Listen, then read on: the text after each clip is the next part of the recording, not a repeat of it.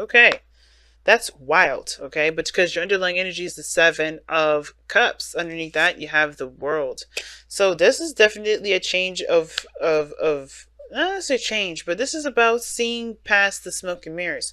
I think it's wonderful and lovely and fantasy and romantic, but what is underneath the surface? What is underneath that? Now, how you guys came into this, what brought you two together? I hate to say this, but it looks like some dishonesty came into this, because what you guys have here is more information, or perhaps you guys have went into this kind of not really clearly understanding what was going on, just kind of taking the risk. But now the challenge is gaining more information. Now, I don't think any of you intentionally lied, but there's definitely some things that are definitely not as they seem, okay? Because the Seven of Swords and Seven of Cups together, that is a big red flag. And the fact of the matter is, I think some of you guys, either you watching or the other person here, they may have cloaked themselves to be a certain way when they don't want to be perceived as different. Or maybe they kind of don't show their true self because they don't want to be seen as someone that can't be acknowledged. Now, I'm going to read the affirmation for you because I think this really does tie into all together. And I don't think anyone was trying to be malicious with this. I think somebody just wanted it to be accepted. And I think that's why this love yourself love that you are different is coming out, because Seven of Cups, Seven of Swords, that's trying to hide something. But hide something in the matter of that it looks nice, okay? And acceptable and and approvable, if that makes sense. You have weaknesses. You have strengths and weaknesses. Both are worthy of love. Know them, honor them, and do not heed those who tell you that you must change in order to fulfill their expectations of you. You will never be who others expect you to be. You can only be the unique individual you are meant to be. Love that you are different, for it is your differences and loving those differences that make you truly beautiful. Okay, so that message is in there. Let's go ahead and get into it. Now, usually I read this side for my clients, and this, by the way, guys, if you want a reading like this personally for you, you can go on my Instant Go, and this is where it is. But you guys have it here. This is your side here. This is usually the other person. But you guys are allowed to definitely read this side as yourself if this side does not resonate with you, right? And if overall, remember, please, if it does, none of this resonates, it may not be your story, okay? But the mentality that you're going into, or the other person, is the Three of Cups. So somebody's definitely seeing this as a friendship, not necessarily seeing this as a relationship. For some, this is a reunion, getting back together. This is a this is a relationship for you. But I see this as someone taking a really platonic step, being around friends, being around family. This is a close-knit group, but this is not as intimate as a Two of Cups. So I do feel like this is more of like a friendly kind of get-together, or celebration, or something that involves, just lighthearted energy, nothing really serious. And the other person has the Two of Pentacles. So they're taking a look at what they're just, what work needs to be put in. They're juggling situations. They're kind of in a situation of juggling things. And I think they're also distracting themselves with how they really feel, because perhaps they already know what you've already proposed to them that they obviously do not want. Because the Nine of Swords here doesn't necessarily look like it's true depression and anxiety and stress. It could be all those things, but I feel like this is ultimately the worst thing that could ever happen to them. The worst nightmares come true. Right? But the Nine of Swords is the opposite of that. Nine of Swords, yes, this person has a nightmare, but it hasn't even come true yet. He hasn't even left the bed. All these things that are coming about around him. I think he's recognizing his fears and his anxieties, and I feel like he's turned his back to this Ace of Cups, this offer that he doesn't really see to be anything more than just a friendship. He or she. And I'm talking about the individual in the bed. I'm not talking about this person being a he or a she, okay, guys? So this could be male or female, it doesn't matter. So please apply the energies where they, make sense for you in your life. But this person's back is turned towards this Ace of Pentacles, perhaps because they're anxious, they're nervous. There's something that's going on with them that doesn't scream depression, but they're definitely losing a lot of sleep, because I feel like, they don't want to be seen.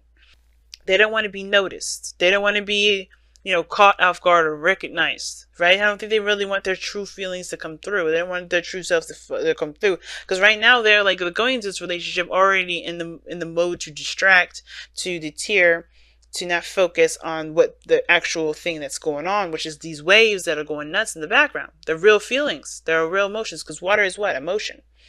It's a feeling. It's everything that we've got that is abstract. That's, water. And it feels like this person is going into it distracted, but they're showing that they're stressed out. They're like, no, no, no, I'm just focusing on work. Yeah, work is stressing me out, all this and stuff. But they may actually be stressed out because they know that this stuff that they've been hiding, or they've been trying to push away, is becoming to bubble over in the surface. They can't keep it together anymore. Now, this person's offering something real. This person's offering something that's tangible, something that, that may take time to grow and take time to truly build. It's something that maybe is an offer of friendship. It could be that this person's offering some sort of slow beginning. And I feel like the reason why this person's so stressed out is because, yeah, they know this person wants to settle down. I think this person sees this as a friend or someone that they feel really close with. Nothing really romantic yet, but I think they are taking that option, right? This person here, maybe you, right? Extended an offer to somebody, right? With the offer of like, hey, let's take it slow first. I really want to get to know you. And this person's like, oh shit, this person's not going to like me, because the more time goes on, the more my stuff is going to come through. I can't hide that forever. Because look at where this intention is. The Six of Swords. They want success. They want to be proud of. They want to be seen as, something special. And yet, the card of success is also the card for exposure. It's also the card for recognition. I think this person wants to be recognized and to be appreciated, but they don't even appreciate themselves. Because why are they so stressed out about this path, right? Why are they so stressed out about the truth? What are they so stressed out about, period? I feel like it has to do with the challenge that you both are facing, which is being honest and getting more information and getting the clear picture of what's going on. Because the little pieces here and there, it could turn someone off. But you're coming with this, I feel like you're being more open. You know what you want. You know what you're going into this with, if this is you. And you're more emotionally open to the possibilities of interacting with someone different. You know what you want to feel. That's the biggest thing. You know what you want as far as what you want to feel from someone. You don't care about looks. Because usually the Queen of Cups doesn't care about looks. Queen of Cups doesn't care about looks. Queen of Cups doesn't care about how many cars you have. Queen of Cups doesn't care about the material. There's nothing material about this queen. She does in her cup exactly what kind of liquid is in. What kind of flavor she wants to feel today. Show what kind of flavor she wants to feel in her love life. And I feel like the reason why this person is even taking someone that's intimate with them in regards to being a close friend or being someone close to them, period, in their inner circle, is because they can trust this. But they have to build trust. And they're willing to, because they're open. This person's open. I feel like this is you. You're open. And I feel like this is you taking a risk. This is what brought you together. But this person came and taking a risk too. But they may not be honest with themselves about who they truly are. What kind of actual person they are. And that's what's stressing them out, because they see the real stuff and they're turning their back to it. Or they may not see that this offer is about growth and building together, and they don't know if they can handle that. Just for the sakes of what's going on, I'm going to pull. Why is the Nine of Swords what this person is showing? Why is this person showing to be so stressed out? And even detached as well. Not detached, but maybe even distanced. Because this person's turned their back. So that means that they're not really communicating with you. They're not really interacting. I think this person is acting distracted, but they're trying to figure out whether or not it's worth it or not to continue to go through. This could be a risk taking for them, right? This is them taking a risk. And they want to make the right decision, which is why they probably haven't necessarily said, yeah, let's go ahead and do this, because their back is turned and worrying about something else. So it may not be that this person's trying to hide who they truly are. It could be the same thing that you're doing. You're taking a risk, but they're a little bit more afraid of it. Why is the Nine of Swords? Okay. The potential future. That's why they're freaking out. The potential future. Together. Between you and them. Why? Why? Why? This is the cards you get. Eight of Swords. They don't know what to do. They're stuck in their thoughts. They can only think of certain ways. And even those ways are kind of cock-blocked. And then the Six of Swords. They want to do it the right way. They want to be recognized. It's being seen. They don't know any way of how to do it without being recognized. They don't see any other way of doing it without being truly exposed. Now, if I saw the sun come up, I would definitely think it's exposure. We're gonna forsake exposure for this moment, for some, in some degree. In some degree, it could also indicate that this is about not sure if this is the right choice, the right decision, the right path. But they don't know because they don't have enough information. The Page of Swords. They don't have enough information. Therefore, they can't say whether or not this will completely plummet. But they're freaking out before they even have a chance, before they even get started, before they actually get their feet wet. And the advice is to love that you're different. The love that advice is about accepting yourself and accepting everything that you are, so that you don't have these doubts. Because ultimately, right, when it comes to taking a chance or taking a leap, you have to have faith that you'll be able to see it through. You have to have faith that it will come true. But you know, the reason why you don't believe sometimes, or the reason why it's all a dream, or, you know, you have dreams in the first place and you don't trust your dreams, is because you don't believe that you will be able to make those things happen. Not that, you know, because, I mean, fuck miracles. Miracles are great and all, right? Not trying to be good, you know, and grateful to miracles, but miracles is not what makes you happy. You have to put in the work in somewhere. Miracles don't just happen to people that sit at home and twiddle their thumbs. So, of course, you're thinking about the work that you have to put in.